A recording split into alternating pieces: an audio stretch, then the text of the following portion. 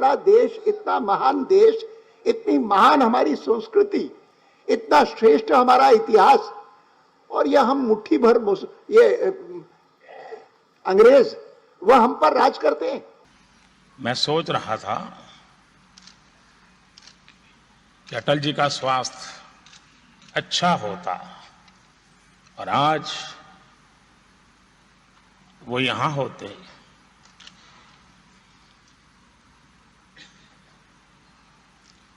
तो सोने में सुहागा होता।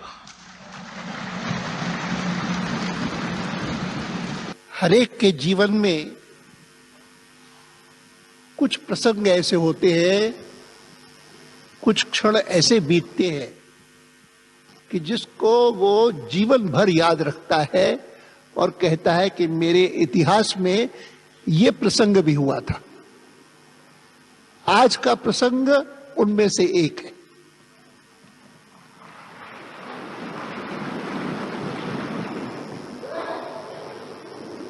जैसे नरेंद्र भाई ने कहा, नितिन जी ने कहा कि वे इस कक्ष में पहली बार आए हैं,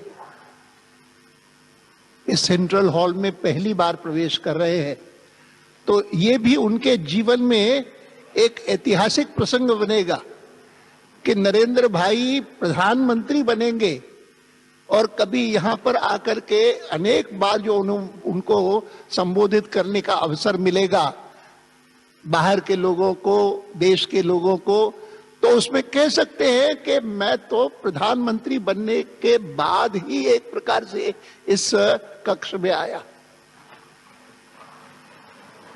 मैं मानता हूं कि इन दिनों में नरेंद्र भाई के माध्यम से जो अभियान चला है और जिस अभियान के परिणाम अभी 2 दिन पहले आए हैं और जिन परिणामों के फलस्वरूप ही हम आज का ये कार्यक्रम करके और उनको एक महत्वपूर्ण जवाबदारी सौंप रहे हैं, ये सारे के सारे ऐतिहासिक प्रसंग बन रहे हैं, सारे के सारे।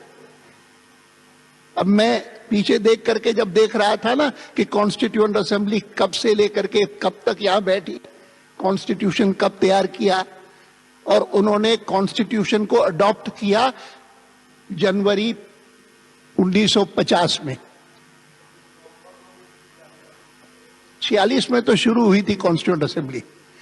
लेकिन मैं इस बात को कभी भूल नहीं पाता हूं कि ये जो संसद भवन है वो संसद भवन बना था, बन करके तैयार हुआ था 1927 में, और 1927 में मेरा अपना जन्म हुआ और 20 साल तक मैं अंग्रेज के शासन में रहा। 47 में आजादी मिली और वो पूरे 20 साल मन में एक ही तमन्ना होती थी, स्कूल में था या कॉलेज में था, कि भारत स्वतंत्र कब होगा। और 47 में भारत स्वतंत्र हुआ तो 47 में एक ऐतिहासिक क्षण आया। मैं कराची में था उस समय और बचपन से लेकर के एक कमजोरी मेरे स्वभाव में रही है जिसका मैं कोई उत्तर नहीं ढूंढ पाया हूं।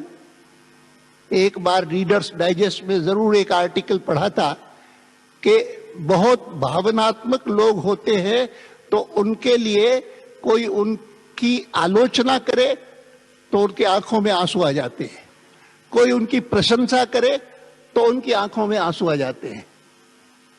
मैं सोचने लगा कि ये क्यों होता है। तब रीडर्स डाइजेस्ट में एक आर्टिकल पढ़ा था कि ये एक इमोशनल कमजोरी है, लेकिन है। मैं सोचता हूं आज 47 से लेकर के आज तक के प्रसंग, तो उनमें एक 47 जब आजादी मिली बहुत खुशी हुई थी, आंखों में आंसू आए थे। उसके बाद एक बार जब इमरजेंसी लगी थी, हम लोग जेल में चले गए थे, तो हमने कहा ये क्या हुआ। वाजपेयी जी, मैं एक पार्लियामेंट्री कमेटी की मीटिंग के लिए बेंगलोर गए थे और वहां पर ले गए हमको कारावास में, क्या हुआ। फिर वो इमरजेंसी समाप्त हुई, जिस प्रकार से आंखों में फिर से आंसू आए। आज भी वैसे जब मैं यहाँ आया, नरेंद्र भाई मिले और नरेंद्र भाई का अभिनंदन मैंने किया तो आंखों में आंसू आ गए।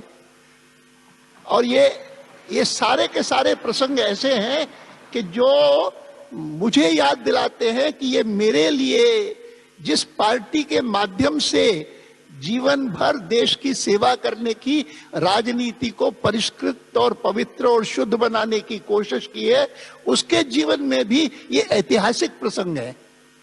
और मैंने कहा ना कि इसको कोई, मुझे कल भी किसी ने पूछा, आंखों में आंसू देख करके एक पत्रकार ने पूछा कि आंखों में आंसू क्यों हैं।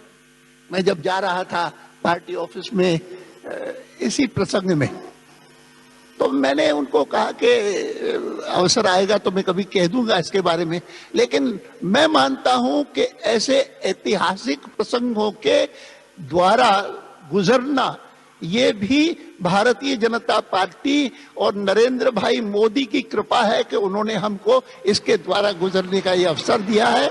मैं उनको एक बार फिर से अपनी ओर से, संसदीय दल की ओर से बहुत बहुत बधाई देता हूं और ये बल देता हूं इस बात पर कि जिस प्रकार का समर्थन इस चुनाव में भारतीय जनता पार्टी और उनके नेता नरेंद्र भाई मोदी को मिला है, ऐसा कभी किसी को पहले नहीं मिला है।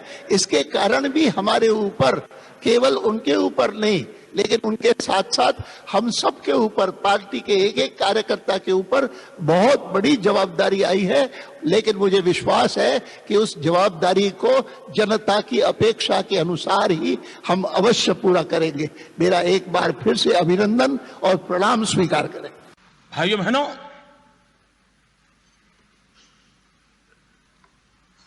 आडवाणी जी ने एक शब्द प्रयोग किया, मैं आडवाणी जी से प्रार्थना करता हूं कि वो शब्द उपयोग न करें।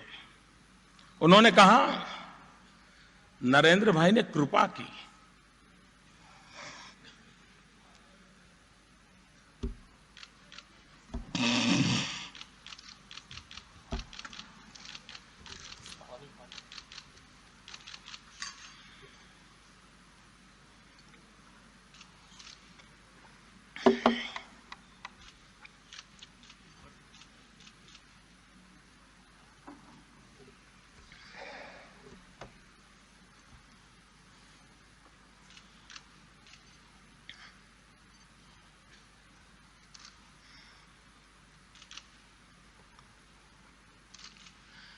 क्या मां की सेवा कभी कृपा हो सकती है?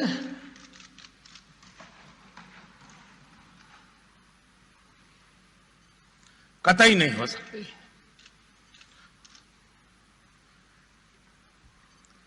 जैसे भारत मेरी मां है, वैसे ही भाजपा भी मेरी मां है।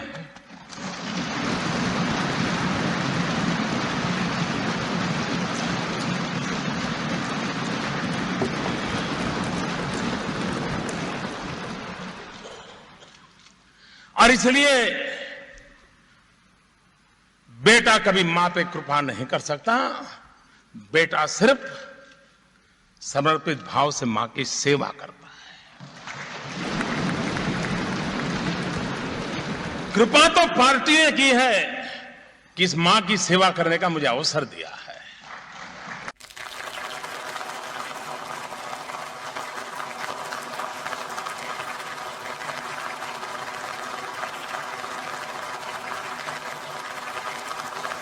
मां गंगा और कहां गंदी नाली, तो ऐसा फर्क मत करो, हमें कुछ बोलने में मजबूर मत करो,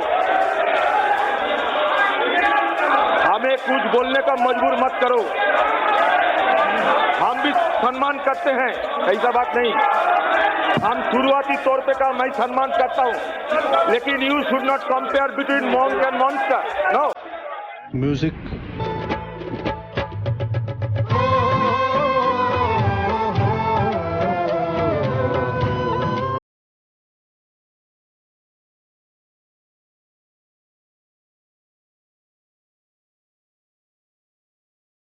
music